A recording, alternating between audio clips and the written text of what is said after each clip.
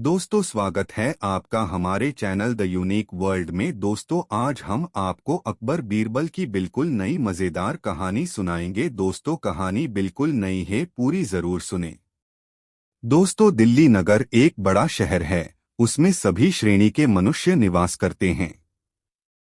इसी शहर में एक अति दोन मनुष्य भी रहता था। यह बड़ा कंजूस था। कंजूसी के कारण धीरे दो इसके पास बहुतेरी मुहरें इकट्ठी हो गई। जब उसे मुहरों को घर में रखने से चोरी हो जाने की आशंका हुई तो उनको एक छोटे से बक्स में बंद कर एक विस्तृत मैदान में आशा पल्लव के नीचे गड्ढा खोदकर गाड़ आया ताकि उसे कोई चुरा न सके। उसकी देखरेख करने के लिए कभी दो उस वृक्ष तले जाकर गुपचुप लौट आता। एक दिन उसका द्रव्य वहां से गायब हो गया और जब वह नित्य के अनुसार पेड़तले अपना द्रव्य देखने गया तो क्या देखता है कि वह जगह खुदी पड़ी है, वहां द्रव्य का नामो निशान तक नहीं है। मारे चिंता के छाती पोट दो कर रोने और चिल्लाने लगा। इस प्रकार बड़ी देर तक कुहुक दो कर रोता रहा। जब थककर लाचार हो गया तो हृदय को ढांढस देते हुए कुछ शांत हुआ। वह रात्रि चिंतना करते ही बीत गई। दूसरे दिन साहस कर बादशाह की अदालत में गया। वहां के कुछ दरबारियों की सम्मति से एक कागज पर अपनी विपत्ति गाथा लिखकर बादशाह के पास पेश किया। बादशाह उसका समाचार पढ़कर बड़े चिंतित हुए। सुमड़ा उनके सामने और भी फूट फूट कर रोने लगा। इसकी चिल्लाहट और रुलाई से सारा दरबार घबरा उठा। सब लोग अपना दो कामकाज बंद कर एकमात्र उसकी दर्दभरी रुलाई सुनने लगे। बादशाह के पूछने पर उस दुखित सुमड़े ने अपना आद्योपांत समाचार कहकर गिड़गिड़ाता हुआ बोला, गरीब परवर, मैं बेहद लुट गया। मेरे निर्वाह के लिए अब मेरे पास एक कौड़ी भी नहीं है। क्यों कर जीवन रक्षा करूंगा। बादशाह का हृदय पिघल गया। खजांची को हुक्म दिया, जब तक इसका द्रव्य नहीं मिलता तब तक इसे खाने पहनने को दरबार से दिया जाए। फिर सुमड़े को जांच कराने की तसल्ली देकर बादशाह ने दूसरा कार्यारंभ किया। जब सब कामों से निश्चिंत होकर बादशाह और बोर बल संध्या समय एकत्रित हुए तो बादशाह सुमड़े के संबंध की बातें बतलाकर बोला, बीरबल, इसका खोज कराना बड़ा जरूरी है। यदि धनन मिला तो सुमड़ा रोते दो अपना प्राण गवा देगा। बीरबल ने कहा, पृथ्वीनाथ, मैं खोज कराकर उसका द्रव्य यथाशीघ्र ढूंढ निकालने की कोशिश करूंगा। तब बादशाह को कुछ शांति मिली और फिर बीरबल के सहित महल में दाखिल हुआ। वे एक अलग कमरे में बैठकर आपस में गुप्त परामर्श करने लगे। कुछ देर बाद बीरबल को एक युक्ति सूझी और वह उसे बादशाह से कहकर सुनाया। उसकी युक्ति से बादशाह भी सहमत हो गया और उसे तत्क्षण कार्यान्वित करने के लिए बीरचल को आज्ञा दी। बीरबल का कार्यारंभ हुआ। वह बहुतेरे वैद्य हकीमों को बुलावा भेजा। जब वे आए तो उनसे पूछा, आपको जड़ी बूटियों का हाल भली भांति मालूम है? यदि न भी मालूम हो तो एक हफ्ते में छानबीन कर बतलावे कि आशा पल्लव की पत्तियां और उसकी जड़ किन किन दवाओं में काम आती है। बीरबल की आज्ञा मानकर सब वैद्य लौट गए और घर पहुंचकर उसके अनुसंधान में यथाशक्य कोशिश करने लगे। जब सप्ताह का अंतिम दिन आया तो अपनी अपनी सम्मति देने के लिए दरबार में उपस्थित हुए। सबों ने अपनी खोज का पृथक दो वर्णन किया, परंतु बीरबल के मतलब की बात किसी ने नहीं बतलाई। तब उनमें से एक सर्वश्रेष्ठ वैद्य बोला, दीवान जी, आपकी आज्ञानुसार मैंने भी अपने भरसक अनुसंधान किया है। बड़ी खोजबीन के पश्चात मुझे निघंदु से एक बात मिली है। सुश्रुत और निघंदु में लिखा है कि आशा पल्लव के पत्ते का चूर्ण बनाकर देने से पीलिया रोग वाले को तत्काल आरोग्य लाभ होता है और जलंधर वाले रोगी को इसकी जड़ की धूनी देने से जलंधर का रोग जड़ से जाता रहता है। बीरबल ने पूछा, क्या आप बतला सकते हैं कि इस महीने के अंतर्गत कितने लोग जलंधर के रोग से ग्रसित हुए थे और उससे बचने के लिए उन रोगियों ने किन किन औषधियों का सेवन किया था? इसका ठीक 2 अनुसंधान कर आप लोग पुनः एक हफ्ते के बाद मुझसे मिलें और सारी बातों का पूरा 2 रिपोर्ट दें। वैद्यों ने घर पहुंचकर हर प्रकार से खोजबीन कर 8वें दिन फिर दरबार में उपस्थित हुए। एक वैद्य ने कहा, पृथ्वी नाथ, इस मास में केवल 4 रोगियों की दवा की गई थी, जिसमें एक रोगी को आशापल्लव के जड़ की धूनी से आरोग्य लाभ हुआ था। तब बीरबल ने पुनः प्रश्न किया, अच्छी बात है, अब बतलावो कि इसकी जड़ तुम लोग कहाँ से लाए थे। ध्यान रहे कि झूठ बोलने वाले को कठिन दंड दिया जाएगा। बीरबल की ऐसी सख्ती देखकर विचारे वैद्यों के रोंगटे खड़े हो गए। उनमें से एक, जो आशापल्लव के जड़ का इस्तेमाल किए था, डरकर बोला, महाशय जी, मेरा नौकर उसको जंगल से खोद लाया था, मेरा अपराध क्षमा किया जाए, आगे फिर ऐसा न करूंगा। बीरबल बोला, पहले उस नौकर को उपस्थित करो, फिर जैसा होगा उस पर आगे विचार किया जाएगा। वैद्य ने उसका पता ठिकाना बतला दिया। तब एक अर्दली को भेजकर उसे बुलवाया गया। नौकर तुरंत हाजिर हुआ। बीरबल ने पूछा, क्या तू आशापल्लव के वृक्ष को पहचानता है? नौकर ने उत्तर दिया, बेशक गरीब परवर, उसे मैं बखूबी पहचानता हूँ। बीरबल, किसी दिन तू वैद्य की आज्ञा से उसका मूल खोद कर लाया था? नौकर, हाँ पृथ्वीनाथ, लाया था। बीरबल भ्रिकुटी चढ़ाकर बोला, क्या उस पेड़ के नीचे गड़ी अशर्फियों को तू ही खोद लाया है? बेहतरी चाहता है तो उन्हें जल्द लाकर उपस्थित कर, नहीं तो अभी तेरी चमड़ी उखाड़ ली जाएगी। नौकर बीरबल की धमकियों में आकर घबरा गया और कांपता हुआ बोला, पृथ्वीनाथ, मेरा अपराध क्षमा किया जाए तो मैं उन अशर्फियों को आपके सामने ला धरूं। बीरबल ने उसे अभयदान दिया। वह अपने घर जाकर सारी अशर्फियां उठा लाया। बीरबल अशर्फियों को देखकर भीतर भीतर बड़ा प्रसन्न हुआ और उन अशर्फियों को मट्टी चूस के हवाले कर विदा किया। विचारे वैद्य छोड़ दिए गए। दोस्तों, कहानी कैसी लगी कमेंट में जरूर बताएं और वीडियो को एक लाइक जरूर कर दे। दोस्तों, जैसा कि बीरबल का रंग सांवला था, एक दिन दरबार के समय लोगों में मनुष्य की सुंदरता और कुरूपता पर बहस छिड़ी। बहुतेरे लोग बीरबल का स्मरण कर उसकी कुरूपता पर हंस पड़े। उस समय वोरबल दरबार में उपस्थित नहीं था। जब कुछ कालोपरांत लौटकर आया तो दरबारी लोग उसे देखकर जोर दो से हंसने लगे। बीरबल चाहता था कि उनके इस आकस्मिक हंसी का कारण पूछे, परंतु कुछ सोच विचार कर चुप रह गया। इधर उधर की बातें होने लगीं।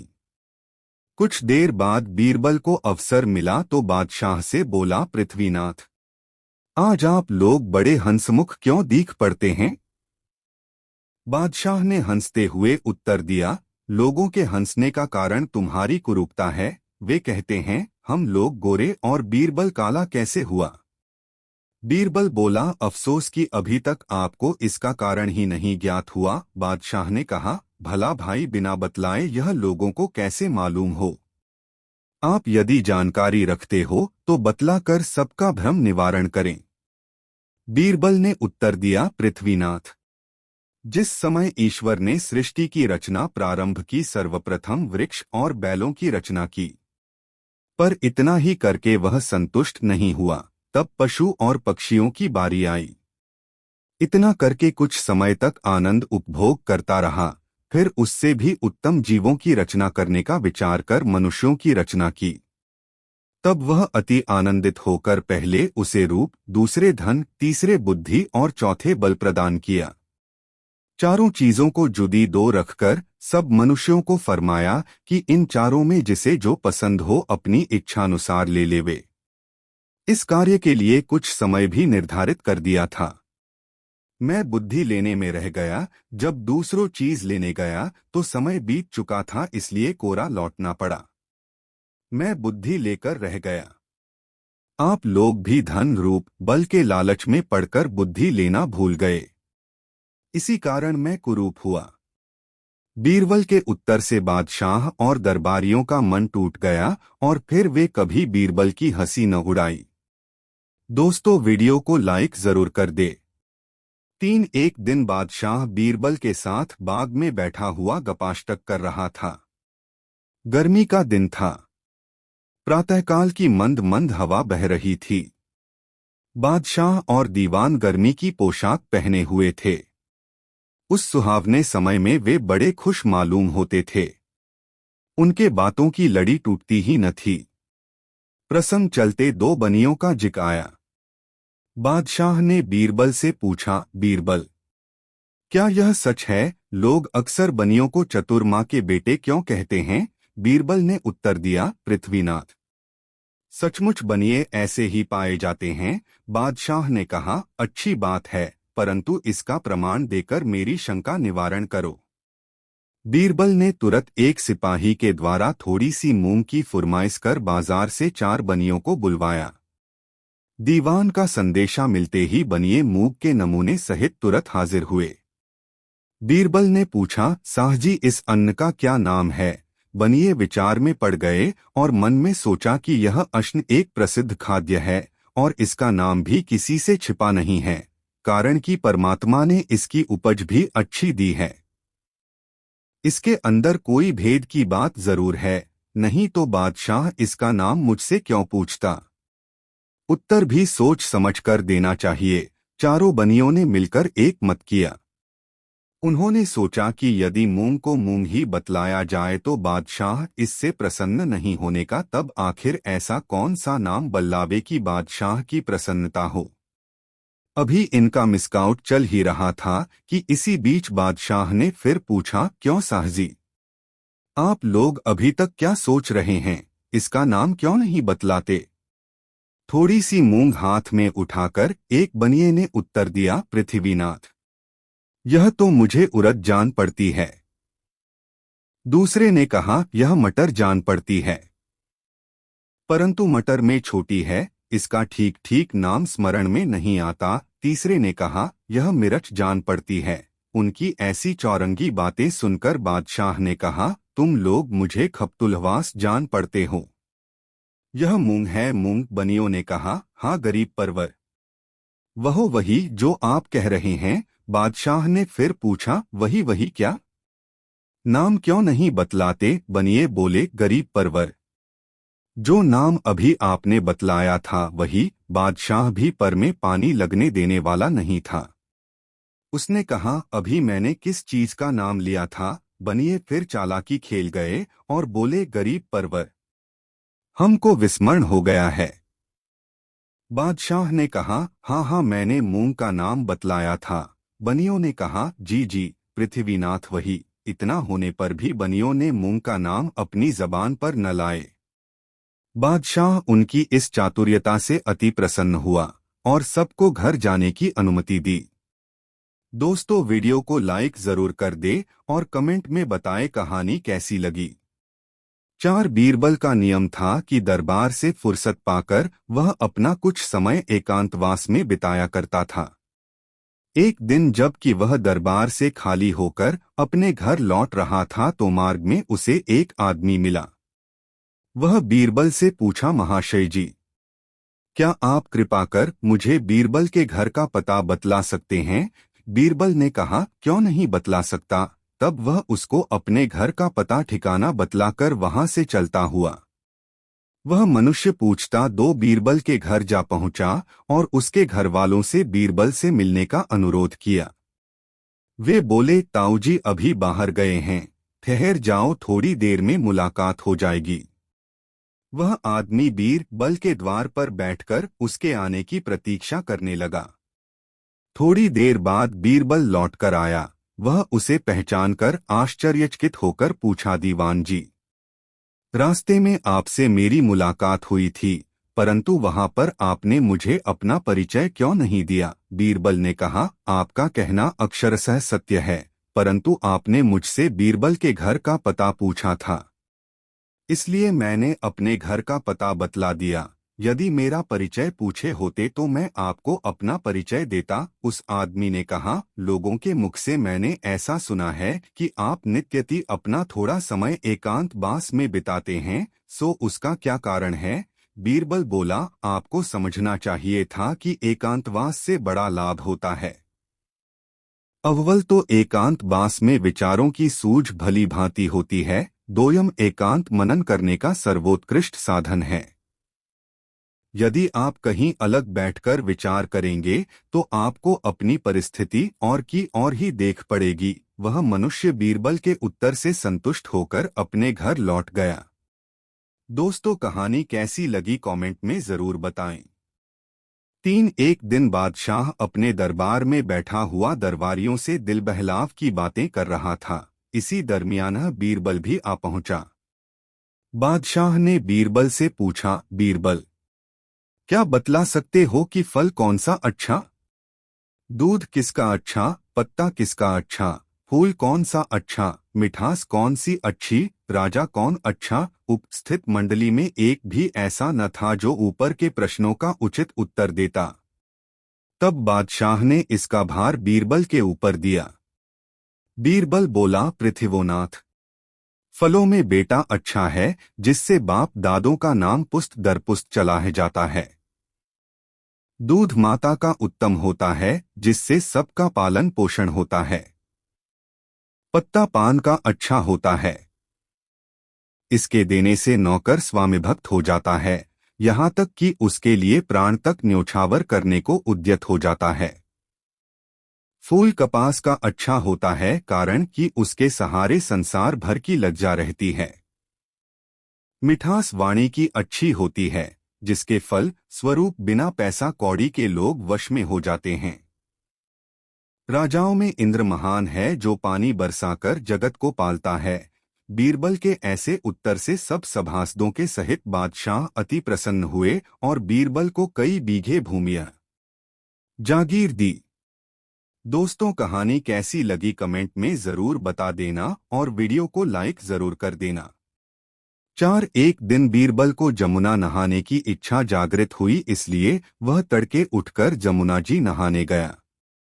स्नानोपरांत एक जगह आसन बिछाकर रुद्राक्ष की माला जपने लगा। उसी समय हवा खोरी से लौटकर घूमता 2 घोड़े पर सवार बादशाह भी वहीं जा पहुंचा। वह घोड़े से उतर पड़ा और बीरबल से बोला, बीरबल, मुझे माला दे। बीरबल बड़ा लाल बुझक्कड़ था। वह तुरंत ताड़ गया कि बादशाह तुअर्थी कहकर मजाक कर रहे हैं। वह मुंह से तो कुछ न बोला परंतु उसी समय अपना दुपट्टा नदी के जल में छोड़ दिया। बादशाह यह देखकर फिर बोला, बीरबल, देखो दुपट्टा बहता है। अब बीरबल को अवसर मिला, वह तुरंत बोल उठा, पृथ्वीनाथ, बहने दो। बादशाह बीरबल के द्व्यर्थिक उत्तर को समझकर बड़ा नाराज हुआ और भ्रिकुटी बदलकर बीरबल से पूछा, क्यों बीरबल, तू हंसी हंसी में मेरी बहन मांग रहा है? बीरबल बोला, पृथ्वीनाथ, आप भी तो हमारी माँ मांगते हैं। बादशाह जरा नरमाकर फिर बोला, मैंने तेरी माँ कब मांगी है? क्या मैंने किसी का नाम लिया था? बीरबल ने कहा, गरीब परवर, मैंने आपके बहन का नाम कब लिया था और कब उसे मांगा था? मैंने तो आपसे केवल दुपट्टा बहने देने की अर्ज करी थी। आपकी बहन मेरे बहन के समान है, मैं उसका नाम अपनी जबान पर कैसे ला सकता हूँ? बादशाह को आगे बढ़ने का कोई मार्ग नहीं मिला, अतएव खामोश रह गया। दोस्तों, प्यारी कहानी कैसी लगी आपको कमेंट में जरूर बताएं और ऐसी नई मजेदार कहानी सुनने के लिए हमारे चैनल द यूनिक वर्ल्ड को सब्सक्राइब जरूर कर ले और वीडियो अपने मित्रों को जरूर शेयर करें। वीडियो देखने के लिए धन्यवाद। दोस्तों, जैसा कि बीरबल बहुत तीक्ष्ण दिमाग के थे, कटहल का पेड़ की कहानी ये साबित करती है। बीरबल को प्रकृति के बीच बैठना बहुत अच्छा लगता था। जब वे घर से निकले और सोचा कुछ देर शाही बगीचे में बैठा जाए। वे यहाँ अक्सर घंटों बैठा करते थे। बगीचे में घुसते ही उन्हें किसी के रोने की आवाज सुनाई पड़ी। वो थोड़े हतप्रभ हुए कि इस शाही बाग में कोई क्यों रो रहा है। आवाज की दिशा में वो बढ़ते गए तो रोने की आवाज और तेज होती गई। उन्होंने देखा कटहल के पेड़ के पास मीर नामक माली रो रहा है। बीरबल को देखते वो और जोर जोर से रोने लगा। उसके कंधे पर हाथ रखते हुए बीरबल ने कहा, रो मत, क्या बात है, साफ साफ कहो। मीर ने सुबकते सुबकते कटहल के पेड़ की ओर इशारा किया। जड़ के पास खुदाई। कटहल के जड़ के पास जमीन खुदी थी। बीरबल कुछ समझ पाते मीर ने कहा, मैं लूट गया, बर्बाद हो गया। रोते हुए कहा, मेरी जीवन भर की कमाई चली गई। बीरबल ने कहा, आराम से मुझे समझाओ। मीर ने कहा कि उसने जीवन भर की कमाई 75 सोने के सिक्के मटके में करके यहीं कटहल के पेड़ के पास गाड़ा था। किसी ने निकाल लिया। मैंने इस पैसे को अपने बुढ़ापे के लिए बचा कर रखा था। अब बात बीरबल को समझ आई। बीरबल ने पूछा, यहां कौन कौन आता है? किसी ने तुम्हें यहां रखते तो नहीं देखा? घर पर न रखकर यहां क्यों रखा? माली ने कहा, बादशाह और उनका परिवार और कुछ मंत्री यहां आते हैं। यहां रखते तो किसी ने नहीं देखा। मैंने बहुत पहले रखा था। मैं अपना अधिकतर समय यहीं गुजारता हूं, इसलिए ये आंखों के सामने रहेगा। अज्ञात चोर। पता नहीं किसने इसका पता लगाया और ले गया। मैं तो कहीं का नहीं रहा। बीरबल ने कहा, धीरज रखो और भरोसा रखो, चोर का पता लग जाएगा। घर जाने के बाद भी बीरबल का दिमाग कटहल के पेड़ के नीचे खुदाई करने वाले चोर का पता लगाने पर लगा था। अचानक दिमाग में बिजली कौंधी। कहा, कटहल के जड़ का इस्तेमाल औषधि में किया जाता है। कल पता लग जाएगा। बादशाह को बताना। सुबह सुबह बीरबल राज दरबार में पहुंच गए और बादशाह को सारी बात बता दिया। बादशाह से कहा, मुझे मंत्रियों से कुछ पूछने की अनुमति आप दें। बादशाह अकबर ने बीरबल से कहा, पूछो और पता करो कि चोर कौन है। बीरबल ने राजदरबार में पूछा, हाल फिलहाल में किसकी तबीयत खराब हुई थी? एक मंत्री उठे और कहे, हाँ मेरी खराब हुई थी। बीरबल ने पूछा कि दवा किसने दिया और कहां से आया था? मंत्री ने गुस्सा होते हुए कहा, यह क्या बात है? मेरे ससुराल जयपुर से आया था। उन्हें शांत कराते हुए बीरबल ने कहा, इतना नाराज होने की बात नहीं थी, शांत हो जाइए। दोहराया प्रश्न। फिर वही प्रश्न बीरबल ने दोहराया, किसकी तबीयत 2 से 3 दिन पहले खराब थी? एक दूसरे दरबारी ने सकुचाते हुए खड़े होकर कहा, मेरी तबीयत खराब थी। मुझे महीनों से कब्ज की शिकायत है। मैंने हकीम साहब से पिछले 2 से 3 दिन से इलाज कराया है। हकीम साहब दवा कहाँ से लाए? बीरबल ने पूछा। शाही बगीचे से कुछ औषधियां लाए थे। बीरबल ने कहा, हकीम साहब को पेश किया जाए। हकीम साहब राजदरबार में आए, सर झुकाकर बादशाह को सलाम किया। उसके बाद बीरबल की ओर मुड़े और सलाम किया। बीरबल ने पूछा, कब्ज की दवा भी देते हो क्या? मुझे थोड़ी परेशानी है। हकीम ने कहा, जी हुजूर, इलाज हो जाएगा। चोरी का पता चलना। बाकी औषधियां तो मिल जाएंगी, बस कटहल की जड़ के लिए शाही बाग जाना होगा। अब बीरबल ने अपना रुख कड़ा किया। हकीम से पूछा कि कटहल के पेड़ के नीचे से पैसे का मटका क्यों चुराया? सकपकाते हुए हकीम ने कहा, हुजूर मुझे माफ किया जाए, बड़ी गलती हो गई। मुझे लोभ हो गया था। मैं औषधि के लिए कटहल के पेड़ का जड़ लाने गया था। जब वहां खुदाई किया तो मुझे मटका मिला जिसमें धन था। मेरी नीयत खराब हो गई थी। मैं सारा धन वापस कर दूंगा, मुझे माफ किया जाए। बीरबल ने मीर माली को बुलाने का आदेश दिया। माली आया। बीरबल ने कहा, तुम्हारा मटका मिल गया और उसमें रखा सोने का सिक्का भी। माली खुशी से रोने लगा। बीरबल का इंसाफ। बीरबल ने कहा, गलती माली की भी थी जो वहां धन छुपाया। इसलिए माली को 70 सिक्के दिए जाएं और 5 सिक्के हकीम को उसकी ईमानदारी के लिए दिए जाएं। सभा में बैठे सभी लोगों ने बीरबल के दिमाग की भूरी भूरी प्रशंसा की। दोस्तों वीडियो को लाइक जरूर कर दे और कमेंट में बताएं ये नई कहानी कैसी लगी। ऐसी और नई मजेदार कहानी सुनने के लिए हमारे चैनल द यूनिक वर्ल्ड को सब्सक्राइब जरूर कर ले और यह वीडियो अपने मित्रों को जरूर शेयर करे। वीडियो देखने के लिए धन्यवाद। दोस्तों समय की बात है, एक दिन की घटना है कि बादशाह और बेगम दोनों भोजनोपरांत बाग में भूला भूलते हुए सानंद गपशप लड़ा रहे थे। अचानक बेगम की ऊर्ध्ववायु खुली, जिससे बादशाह बहुत चिढ़ गया और बेगम को तुरंत महल से बाहर निकल जाने की आज्ञा दी। बेगम शहर से बाहर एक बाग में कैदी की सूरत में नजरबंद कर दी गई। बादशाह को वही धुन सवार थी। दूसरे दिन जब सवेरे दरबार लगा तो बादशाह ने सभासदों से पूछा, क्या कभी तुम लोगों को भी अधोवायु निकलती है? अधोवायु निकलने के कारण बेगम का दंडित होना सब पर विदित था। इस कारण एक स्वर से सबों ने इनकार कर दिया और उस दिन का दरबार समाप्त हुआ। जिस दिन की यह बात थी उस दिन बीरबल किसी सरकारी काम से बाहर गया था, इसलिए जब कई दिन पश्चात वह लौटा तो बादशाह ने वही प्रश्न बीरबल से भी किया।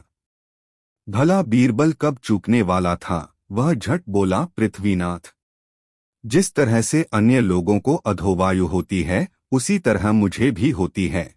बीरबल के इस उत्तर से बादशाह बहुत नाराज हुआ और उससे बोला, वाह, खूब अच्छे रहे। इस सभा में ऐसा एक भी आदमी नहीं है जिसे अधोवायु सरती हो, फिर तुम्हें कैसे सरने लगी? जब यही बात है तो तुम दरबार से बाहर चले जाओ और जब तक मैं तुम्हें आने की आज्ञा न दूं कदापि न आना। बीरबल हाजिर जवाब था, उसे उत्तर प्रत्युत्तर करने में हिचकिचाहट नहीं होती थी, परंतु मौका देखकर काम करना बुद्धिमानों का काम है। बादशाह को अपने ऊपर बहुत नाराज देख वहां से वह तत्काल बाहर चला गया। बेगम को नजरबंद हुए जब बहुत दिन हो गए तो एक दिन वह अपने नजरबंदी के कष्टों से ऊबकर बीरबल को बुलवाया और उससे आजिजी कर बोली, बीरचल, आपकी मदद के बिना मेरा उद्धार नहीं हो सकता। कोई तरकीब निकालकर मुझे इस निविड़ कैद से मुक्त करो। मेरा जीवन असंभव हो रहा है। बीरबल ने कहा, दूसरे की वकालत वही कर सकता है जो निर्दोष हो। मैं तो खुद हो तुम्हारे दोष में शामिल हूँ, तुम्हारी मदद कैसे कर सकता हूँ? बेगम बीरबल को भली भांति जानती थी, अतएव उसकी बात बीच में ही काट कर बोली, बीरबल, तुमको मैं भली भांति जानती हूँ। मेरा दृढ़ विश्वास है कि चाहे बादशाह तुमसे भले ही नाखुश हो, परंतु उनको मना लेना तुम्हारे बाएं हाथ का खेल है। बेगम की इस युक्तिसंगत बात को सुनकर बीरबल खुश होकर उसके कार्यसाधन के निमित्त 10,000 रुपए की मांग पेश की। उसे तत्क्षण 10,000 की थैली समर्पण की गई। बीरबल घर पहुंचकर एक सुनार को बुलवाया। वह अपने काम का बड़ा पक्का था। बीरबल उसको रुपए की एक थैली देकर बोला, सेठ जी, मुझे मोती मंडित सुवर्ण का एक जव की बाली दरकार है, इसलिए आप उत्तम 2 मोतियों को बाजार से संग्रह कर उन्हें सोने में इस प्रकार जड़ों की देखने में हूबहू जव की बाली ही जान पड़े। सुनार कुछ कालोपरांत एक उत्कृष्ट बाली बना लाया। बीरबल उसे देखकर बड़ा प्रसन्न हुआ और उसे कुछ द्रव्य इनाम में देकर विदा किया। आप उस बाली को लेकर बादशाह के महल की तरफ चला। दरबार में पहुंचते पहुंचते आधा दिन ढल गया। पहरदारों से अपने आने का संदेशा बादशाह के पास यह भेजा कि, पृथ्वीनाथ, मैं एक बड़े आवश्यक कार्यवश आपसे मिलने आया हूँ, यदि आज्ञा हो तो अंदर आऊं। बादशाह ने आज्ञा देकर बीरबल को दरबार में बुलवा लिया। बीरबल बादशाह के पास पहुंचकर नियम अनुसार सलाम कर बगल में बैठ गया और मोती उसके हाथ में देकर बोला, गरीब परवर, यह मोती का बीज एक बाहरी व्यापारी लेकर आया था जिससे मैंने बड़ी कठिनता से प्राप्त किया है। इसमें एक खास खसूसियत यह है कि यदि कोई पाक साफ आदमी इसको अच्छी जमीन में बोएगा तो इसी के समान और बहुत सी मोतियां पैदा होंगी। मैंने देखा कि यह काम सिवा आपके दूसरा कोई न कर सकेगा, अतएव आपकी सेवा में लेकर उपस्थित हुआ हूँ। कृपया इसको किसी अच्छी जमीन पर बो दीजिए, आपको आगे चलकर इससे बड़ा लाभ होगा। बादशाह उसकी बात मानकर तुरंत आज्ञा दिया, बीरबल, इसके योग्य जमीन ढूंढकर सूचना दो।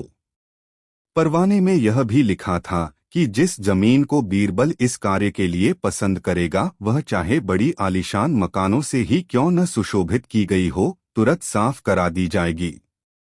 बीरबल की खूब बन आई, उसने अपने पुराने वैरियों के मकानातों को आर्डर देकर तोड़वा दिया। कितने लोगों ने तो बीरबल के आतंक से बचने के लिए बड़ी बड़ी रकमों की घूसें दी। पहले वह नाक भौं सिकोड़कर लोगों को टरकाता, परंतु जब न मानते और बहुत मिन्नत करते तो किसी से कम और किसी से बेस लेकर उनका मकान छोड़ देता।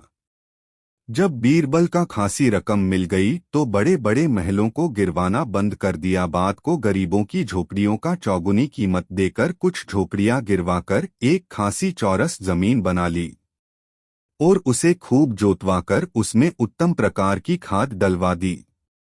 पंक्ति से आवपाशी कराकर उसको भली भांति सिंचवाकर खेत को दुरुस्त करवा लिया। जब बीज बोने के काबिल खेत तैयार हुआ, तब बीरबल ने एक दूत द्वारा बादशाह के पास खबर भेजी, पृथ्वीनाथ, आपका खेत तैयार हो गया है, अब आप सभा सदों के सहित पधार कर खेत का मुलाहिजा फरमावें। बीरबल उस मोती के बीज को लेकर सभा के सन्मुख आया और उसे बादशाह को दिखाकर बोला, हुजूर, इस बीज को बोने वाला खूब पाक साफ मनुष्य होना चाहिए, जिससे दुर्गंधी आती होगी, उसके बोने से बीज से हरगिज मोतो नहीं उगेगी। इसलिए जिसके शरीर से कभी वायु न सरती हो वह इसको बोए। आपके दरबार में तो ऐसों की कमी भी नहीं है। किसी एक को आज्ञा दीजिए कि जो इस काम को प्रसन्नता पूर्वक करे। बादशाह ने एक एक कर अपने सभी उपस्थित सभासदों से पूछा, परंतु कोई बीज बोने के लिए हामी न हुआ। लगभग हजारों की संख्या में लोग उपस्थित थे, पर सबों ने नहीं कर दिया। कारण कि यदि कोई यह कहकर कि मुझे हवा नहीं सरती, मोती बोने का साहस करता और कहीं बाद में मोती न उगती तो उसकी गर्दन मारी जाती। तब बादशाह ने बीरबल को बीज बोने के लिए कहा। बीरबल बोला, पृथ्वीनाथ, यह तो मैं आपसे पहले ही कह चुका हूं कि मुझको वायु सरती है। आपके सामने बहुतेरे लोगों ने इस बात की साक्षी दी है कि उनको वायु नहीं सरती, तो बड़े अफसोस की बात है कि बीज बोने के लिए कोई तैयार क्यों नहीं होता। श्रीमान को भी वायु नहीं सरती, अतएव अब इस काम को स्वयं आप ही करें तो कितना उत्तम हो। बादशाह बीरबल के प्रस्ताव को यह कहते हुए अस्वीकार कर दिया कि मुझे भी तो वायु सरती है। इस संसार में ऐसा एक भी मनुष्य न निकलेगा जिसे वायु न सरती हो। तब बीरबल ने मौका देखकर कहा, पृथ्वीनाथ, जब यही बात है तो बेगम और मैंने ऐसा कौन सा अपराध किया था जिसके लिए हम दंडित किए गए। बीरबल की इस युक्ति से बादशाह का गुस्सा शांत हो गया और बेगम को महल में बुलवाने की आज्ञा दी। बीरबल भी दीवान पद पर नियुक्त किया गया। दोस्तों, कहानी कैसी लगी कमेंट में जरूर बताएं और वीडियो को एक लाइक जरूर कर दे। 1 दिन बादशाह बीरबल के साथ नगर में होकर हवाखोरी के लिए निकला था। एक जगह नुक्कड़ पर उसे एक औरत दिखाई पड़ी। वह महाफूहड़ देख पड़ती थी। उसके मोटे मोटे होठों के बीच से दो बड़े दांत बाहर को झांक रहे थे। नाक से पोटा जारी था। मलिन वस्त्र, खुले बाल और शरीर पर मिट्टी पानी मिश्रित दाग पड़े हुए थे। बात करते समय मुंह से थूक बाहर निकला आता था। कहाँ तक कहें, वह सर्वांग फूहड़ थी। राजा की तो बात ही अलग है, उसके हाथ के स्पर्श किए फल तक भी किसी रंग का खाने को जी नहीं चाहता था। वह स्त्री गर्भिणी थी। यह देखकर बादशाह को बड़ा आश्चर्य हुआ और वे बीरबल से बोले, बीरबल, जरा कामदेव का प्रबल प्रभाव तो देखो। जिसके देखने मात्र से घृणा उत्पन्न होती है, उसके साथ रमण करने वाला भला कैसा होगा। बीरबल ने उत्तर दिया, पृथ्वीनाथ, भूखे को जूठा मीठा नहीं सुझता। निद्रा देवी के आवाहन के समय मुलायम सेज व जमीन का विचार नहीं उठता। उसी प्रकार काम की ज्वाला के सामने भी भले बुरे का परिज्ञान भूल जाता है। उस समय काम से पीड़ित व्यक्ति को न जात सूझता है न कुजात। आपको अन्वेषण करने पर ऐसे बहुतेरे पुरुष मिलेंगे जो देखने में तो बड़े सुंदर और फिटिकबाज होंगे, परंतु ऐसी दो गलीज जगहों में उन्हीं का नंबर निकलता है। बादशाह ने कहा, हाँ, तुम्हारा कहना भी सत्य हो सकता है। इसलिए मैं चाहता हूं कि इससे रमण करने वाले की खोज की जाए। मैं उसे देखना चाहता हूं। बीरबल बोला, शायद कुछ देर अगल बगल के लोगों से पूछताछ करने पर कुछ भेद खुले। ऐसा विचार कर वे वहां से कुछ दूर निकल गए, परंतु बीरबल को उस बात की ही धुन बंधी रही। वह बराबर उसी स्त्री की तरफ लगा हुआ था। थोड़ी देर बाद एक ऐसी घटना घटी कि एक कामी पुरुष उसके बगल से होकर निकला और उस स्त्री से कुछ संकेत द्वारा कहकर आप आगे निकल गया। वह देखने में किसी उच्च कुल का जान पड़ता था, परंतु स्वभाव से लंपट प्रकट होता था। बीरबल ने उसे बादशाह को दिखाकर कहा, पृथ्वीनाथ, यही पुरुष उस स्त्री का यार जान पड़ता है।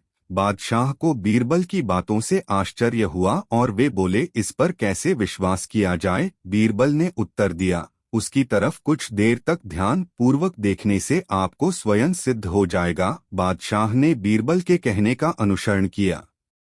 वे अनजानों की तरह उसकी दृष्टि बचा कर बराबर उसी तरफ देखते रहे। कुछ कालोपरांत वह लंपट फिर घूम कर आया और अंगुली के संकेत से उसे कुछ कहकर आप अग्रसर हुआ। महामाया भी उसके पोछेर चली। कुछ देर के बाद वे दोनों एक गली में मुड़कर इनकी आंखों से ओझल हो गए। यह देखकर बादशाह का भ्रम मिटे गया और उन्हें उस लंपट का जार उस होना निश्चित हो गया, परंतु फिर भी उधर ही दृष्टि अड़ाए रहे। अब ये दोनों आगे बढ़े। बादशाह को बीरबल को परिख पर बड़ा आश्चर्य हो रहा था, इसलिए बीरबल को छेड़कर बोले, बीरबल, तुम्हारी परिख तो बड़ी सच्ची निकली, परंतु यह तो बतलाओ कि पहले तुमने उसको कैसे पहचाना था। बीरबल बोला, पृथ्वीनाथ, यह सब आंखों की खूबियां हैं।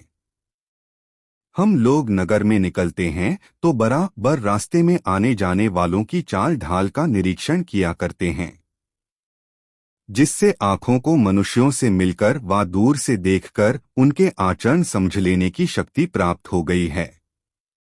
मैं बहुत देर से बराबर उस लंपट की हरकतों को देख रहा था। पहले जब वह आया तो उसके हाथ पर केवल खैनी थी। चूने की तलाश में अगल बगल की दीवालों को देखता जा रहा था। दैवात एक संडास पर ताजा चूना छुआ गया था। झट अंगुलियों से चूना पोंछकर खैनी बनाकर खा लिया। अब आप ही बतलाएं कि जो संडास का चूना खैनी में मिलाकर खाने में नहीं हिचकता, उसके लिए यह काम करना कौन सा आश्चर्य है।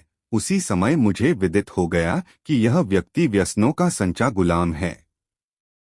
बादशाह को बीरबल की ऐसी गुप्त पहचान से बड़ी प्रसन्नता हुई और वह घर आकर उसको एक जोड़ी दुशाला पारितोषिक दिया। दोस्तों, वीडियो को एक छोटा सा लाइक जरूर कर दे। 3 दोस्तों, एक दिन बादशाह प्रफुल्लित चित्त हो अपने पुत्र को गोदी में लिए हुए खेला रहे थे। इसी बीच बीरबल भी वहां आ पहुंचा। बादशाह तुरंत पूछ बैठे, बीरबल, कोई लावे नर, पीर, बबरची, भिश्ती, खर। बीरबल ने कहा, पृथ्वीनाथ, मैं कल इस सवाल का जवाब ढूंढ कर लाऊंगा। जब संध्या समय वह लौटकर घर जाने लगा तो रास्ते में एक गरीब ब्राह्मण के घर पहुंचा और उसको 5 रुपए देकर बोला, देखो, कल तुम्हें 10 बजे मेरे साथ दरबार में चलना होगा। अपने खाने पीने का प्रबंध कर ठीक समय पर तैयार रहना। वह बोला, बहुत अच्छा, ताबेदार हर एक आज्ञाओं को अक्षरशः पालन करने के लिए तैयार है। दूसरे दिन बीरबल ठीक समय पर उसे लेकर दरबार में हाजिर हुआ। बादशाह ब्राह्मण को देखकर बीरबल का भावार्थ समझ गए और उससे पूछे, साबित करो कि इस मनुष्य में कल वाले चारों चुन विद्यमान हैं। बीरबल दोनों हाथ जोड़कर बोला, पृथ्वीनाथ, यह पुजाते समय पीर होता है और ब्राह्मण के हाथ का बनाया भोजन सभी लोग खाते हैं। इस संबंध से बावर्च है, पौसरा चलाने का काम ब्राह्मण से लिया जाता है, इसलिए पानी पिलाते समय यह भिष्टी बन जाता है। परदेश में जाने पर इसी के सर बोझ भी लादा जाता है, इसलिए ऐसा काम करने से खर भी कहा जा सकता है। केवल एक ब्राह्मण को नौकर रखने से चारों काम आसानी से निकल आते हैं। पूजन के समय इसकी पैर पूजा कर पीर बना लीजिए। समय पर रोटी बनवाकर बबरची बनाइए। प्यास लगे तो इससे भिष्टी का काम कराइए, यानी वह पानी भी पिला देगा। और चाहे जब बोझा भी दुलवाकर खर का काम भी सुगमता से करा लीजिए, यानी यह उन समस्त चारों कामों को भली भांति कर सकता है। बादशाह बीरबल का उत्तर सुनकर मन में प्रसन्न हो मुस्करा दिए। बीरबल उस गरीब ब्राह्मण को 25 रुपए पुरस्कार देकर विदा किया। दोस्तों, वीडियो कैसा लगा कमेंट में जरूर बताएं। 4 एक रोज बादशाह ने बीरबल से पूछा, क्या यह बात सही है कि कारीगर लोग मालिक की आंखों में धूल झोंककर अपना उल्लू सीधा कर लेते हैं? इस विषय की लोगों में बराबर चर्चा सुनने में आती है। बीरबल ने कहा, पृथ्वी नाथ, यह तो आंख देखी और कान सुनी बात है। जो जिस काम को करता है वह उसमें पंडित हो जाता है। बादशाह ने फिर पूछा, तो क्या सुनार, लोहार, दर्जी पेशा के सभी चोर ही होते हैं? बीरबल ने उत्तर दिया, मैं यह कैसे कह सकता हूँ कि सभी कारीगर चोर ही होते हैं, परंतु फिर भी कितनों की चोरी सबको विदित हो चुकी है। जैसे सुनार ही को लीजिए। इनके संबंध में लोगों का विश्वास है कि कोई चाहे कितनी ही इनकी चौकसी करे, परंतु ये येनकेन प्रकारेण माल में से चोरी कर ही लेते हैं। इनकी इस कला की चालाकी संसार में विख्यात है। लोग तो यहाँ तक कहते हैं कि दुनिया की बातें तो दरकिनारे रहीं, ये अपने माता पुत्री तथा बहनों के आभूषणों में से भी चोरी करते हैं। यदि कहीं चुराना भूल गए तो समझ लीजिए कि उस रात में उन्हें नींद हराम हो जाती है। ये कपट मुद्रा कर जब तक उसमें से कुछ माल निकाल न लेंगे, तब तक इनके पेट में चूहे कूदा करेंगे। इस संबंध की एक घटना मेरी आंखों के सामने भी घटी है, उस पर जरा विचार कीजिए। एक गांव में एक वृद्ध सुनार रहता था। बुढ़ापे के कारण वह सुनारी का काम नहीं कर सकता था, इसलिए विवश होकर दुकान में बैठा बंठा अपने एकलौते लड़के को सोनारी का काम सिखाया करता था। यदि लड़का कहीं चूक करता तो वह तुरंत उसकी भूल सुधरवा देता था। दैवयोग से उस वृद्ध सुनार की लड़की ससुराल से पीहर आई। उसे भी कुछ सोने के गहने बनवाए थे, अतएव अन्य जगह न देकर उसने अपने भाई से ही गहने बनवाना उत्तम समझा। उसका ख्याल था कि भाई के हाथ से बने हुए गहनों में फर्क नहीं पड़ेगा। दूसरे सुनारों का क्या विश्वास, वह अपना सब सोना भाई को देकर आप उसके पास बैठकर गहने बनवाने लगी। उसका बूढ़ा बाप भी वहीं दुकान में बैठा हुआ था। बूढ़े ने मन में अनुमान किया, जो मैं लड़के से प्रकट रूप में कहता हूँ तो लड़की सारी बातें जान जाएगी, और यदि नहीं कहता हूँ तो लड़का बहन के गहने सोचकर उसमें से चोरी नहीं करेगा। तब तो मेरे इस पेशे का नाम कलंकित होगा। वह अंगड़ाई लेता हुआ चोला, अरे राम, अपने लिए तो सभी एक समान हैं। ठग जाने ठग ही की भाषा, ताते उमा घटना घटी। लड़का बाप की हो चुका था। उसने अपने गुप्त करी राखा। बाली शिक्षा से धीरे धीरे पंडित पिता के कहने का भावार्थ समझ लिया, परंतु प्रकट रूप से पिता को कुछ उत्तर नहीं दिया। बूढ़े ने समझा कि शायद लड़के को मेरा सांकेतिक शब्द समझ में नहीं आया, अतएव रह रहकर वही पहले वाला शब्द पुनः पुनः कहने लगा। लड़का दत्तचित्त हो अपनी बहन से बातें करता हुआ गहने गढ़ रहा था। पिता के बार बार के टोकारे से खींच कर बोला, पिताजी, आज आप इतना राम राम क्यों कह रहे हैं? अरे राम ने तो बहुत पहले ही लंका नगरी को लूट लिया था, अब उसमें रखा ही क्या है। अपने लाडले से ऐसा संतोषप्रद उत्तर पाकर वृद्ध गद हो गया और उसे अपने पुत्र पर बहुत भरोसा हुआ। वह लड़का कोवा से कबेला चतुर वालों कहावत पहले ही चरितार्थ कर सोने की एक गुली माल में से कपट कर राख में छिपा दिए था। इस घटना को सुनकर बीरबल ने कहा, पृथ्वीनाथ, कारीगर बड़े बजर बेहया होते हैं। वे अपने कला में जब तक चोरी करना नहीं जानते तब तक उनको अपने कारीगर होने में संदेह ही बना रहता है। आप इसे पक्का समझें कि जो जितना बड़ा कारीगर होता है वह उतना ही चोर भी होता है। यही इनकी विशेषता है कि माल चुरा लेते हैं और दूसरों पर इनका भेद प्रकट नहीं होने पाता। सुनार तो शास्त्रों द्वारा इस फन में विख्यात हैं। इनका नाम शास्त्रकारों ने पश्यतो हर बतलाया है। इसका भावार्थ यह है कि यह आंख के सामने ही चोरी करते हैं, परंतु देखने वालों की बुद्धि कुछ काम नहीं करती। दोस्तों, कहानी कैसी लगी कमेंट में जरूर, और इस वीडियो को एक प्यारा सा लाइक जरूर करें और ये वीडियो अपने मित्रों को जरूर शेयर करें। 5 अकबर बादशाह के दरबारियों में कितने मुल्ले भी शरीक थे। उन्होंने एक मुल्ला का नाम दुआजा था। यह बीरबल से प्रगट तो हंसी किया करता था, परंतु भीतर दो उसे छिपाकर अपनी प्रधानता चाहता था। एक दिन जब दरबार भरा हुआ था, बादशाह ने सबके सामने बीरबल की पगड़ी देखकर उसकी बड़ी तारीफ की। दुआजा बीरबल की इस प्रशंसा को सुनकर भीतर ही भीतर जल उठा, परंतु अपना भीतरी भाव छिपाकर बादशाह से बोला, यह कौन सी बड़ी बात है, मैं इससे भी अच्छी पगड़ी बांधकर दिखला सकता हूँ। मुल्ला को दूसरे दिन पगड़ी बांधने की कला दिखलाने की आज्ञा देकर बादशाह ने दरबार बर्खास्त किया। मुल्ला मन में मस्त था। प्रभात होते ही पगड़ी बांधकर सभा में हाजिर हुआ। बादशाह को मुल्ला के पगड़ी बांधने की कला पसंद आई और लोगों के सामने उसकी बड़ी प्रशंसा की। यहाँ तक कि उसकी पगड़ी को बीरबल की पगड़ी से भी अधिक विशेषता दी।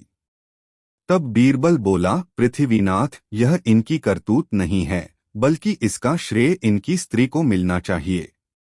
उसी की मदद से मुल्ला साहब ने बाजी मार ली है। यदि मेरी बातों का यकीन न हो तो ये सबके सामने फिर से बांधकर दिखलावे। मुल्ला की पगड़ी उतार दी गई, परंतु वे ऐनक की सहायता के बिना फिर वैसी पगड़ी बांध न सके, अतएव बादशाह के सामने बेचारे को चपड़ियाना पड़ा। इस पर बादशाह को बड़ो हंसी आई और बोला, धन्य है मुल्ला साहब, जो कर्म आपसे नहीं बन पड़ता वह जोड़ू से करवाते हैं। दोस्तों, यह कहानी कैसी लगी कमेंट में जरूर बताएं। ऐसी और कहानी सुनने के लिए हमारे चैनल द यूनिक वर्ल्ड को सब्सक्राइब जरूर कर ले और यह वीडियो अपने मित्रों को जरूर शेयर करें।